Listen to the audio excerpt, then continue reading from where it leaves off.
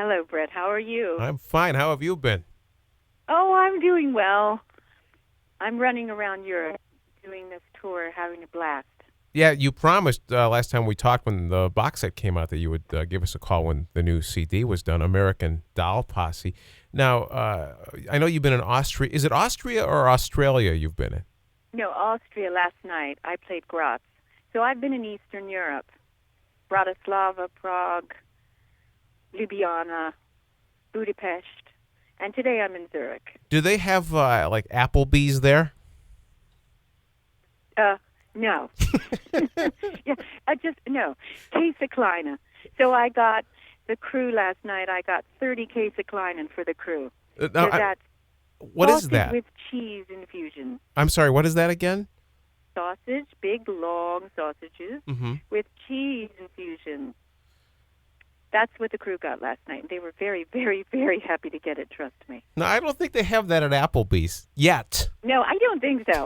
No, Applebee is nowhere to be found here in Switzerland or in the eastern part of Europe. Now, I'm spending some time with American Doll Posse, and this is some of the information that came with the CD. It's a very ambitious project, and it's hard to break it down into just a few lines. But what I have here is 5 distinct characters who combine to make a complete woman. After centuries of being dismembered literally and figuratively by ruling patriarchy, the feminine essence has reassembled to take back the power. What can you add to that? Said by a preacher's daughter. That's right, preacher's daughter. That's right.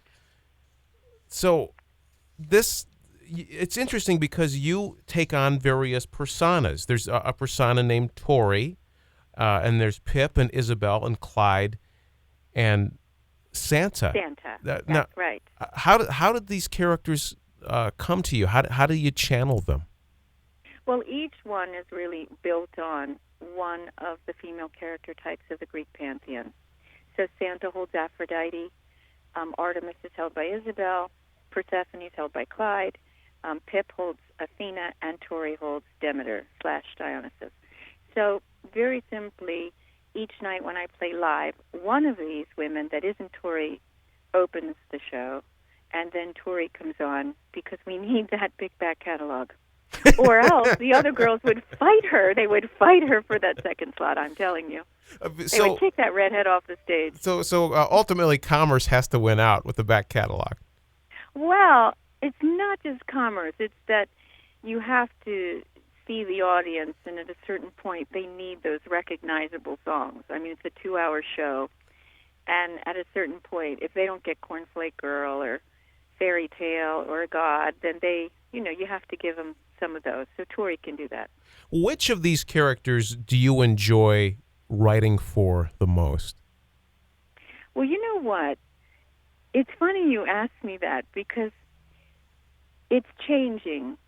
Originally, when the songs were coming to me, I was developing this all at the same time. So the musical styles were incredibly varied. I would get something such as Teenage Hustling, which Pip does, inspired by The Damned from the old punk days. And then I'd get something like Rooster Spur Bridge, which is very James Taylor inspired. And you can't get more, polar opposites than that. So I was either making mini records, right, or one record with many different voices. And that was really the inception. But now, Brett, now that I'm getting to know them, well, the songs are coming like mad, and Pip has decided she wants her own solo record, and I've told her to take her rubber and get lost.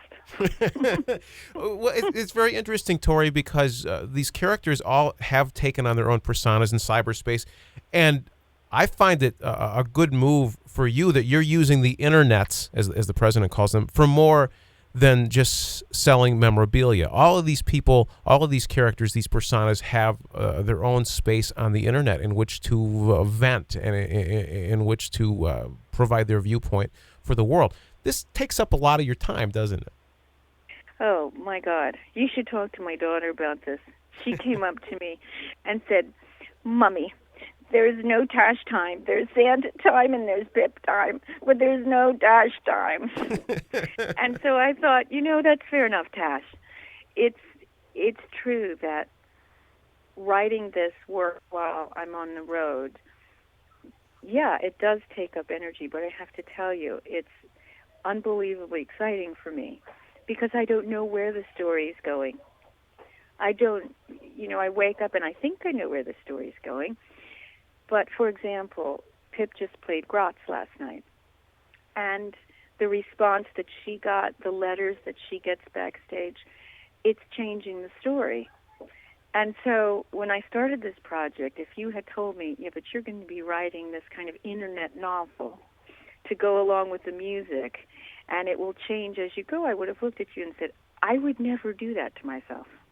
And here I am doing it. So how much does this affect, this is a serious question, how much does it affect Tori Amos, excuse me, I want to get it right, Tori Amos psychologically to inhabit these characters and spend so much time splitting up your own personality with these personalities? Or is it ultimately a great thing for you to have these different outlets?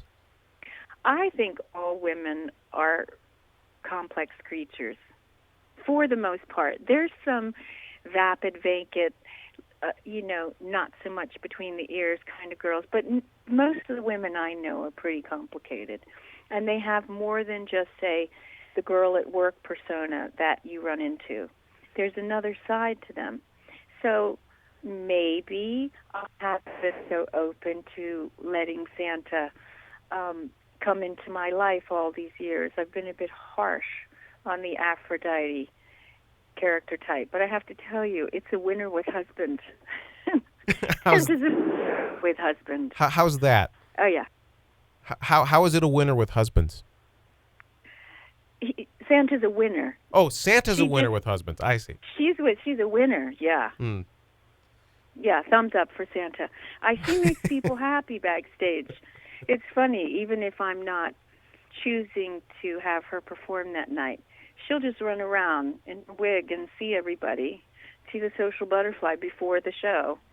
And it's strange how these characters, you think, wow, they're taking on a story of their own.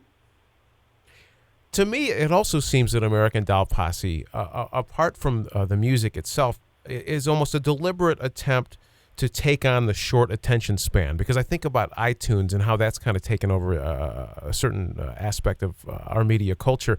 But this is something that, you can break it up into specific songs, but it really is, the sum is maybe greater than the parts, huh?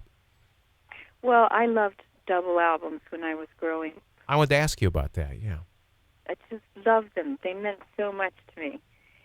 And when you mention the word iTunes, that's where a lot of people are focused on, a song, a tune, instead of a sonic novel.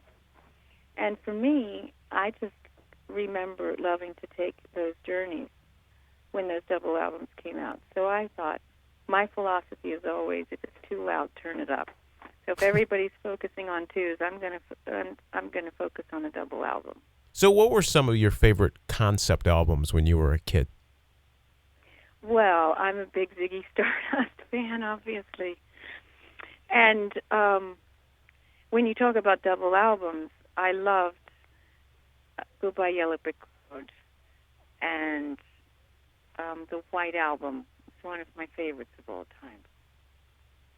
So over the years, I'm one of these people that really wanted to take an adventure without having to leave my stereo or leave my car.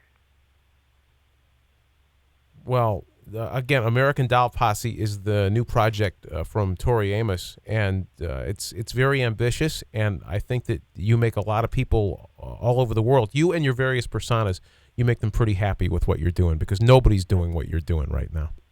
Well, thank you. You promise you'll come see me when we play. Hopefully we'll be playing there in the fall. The tour goes till Christmas, and we start touring in the States in early October. So we'll be coming your way. Yeah, please come by and play at our KBCO Studio C again. We'd appreciate that. Yeah, I'd love to do that. All right, Tori, it's always nice talking with you. Thanks for giving us the time this morning. Okay, hon.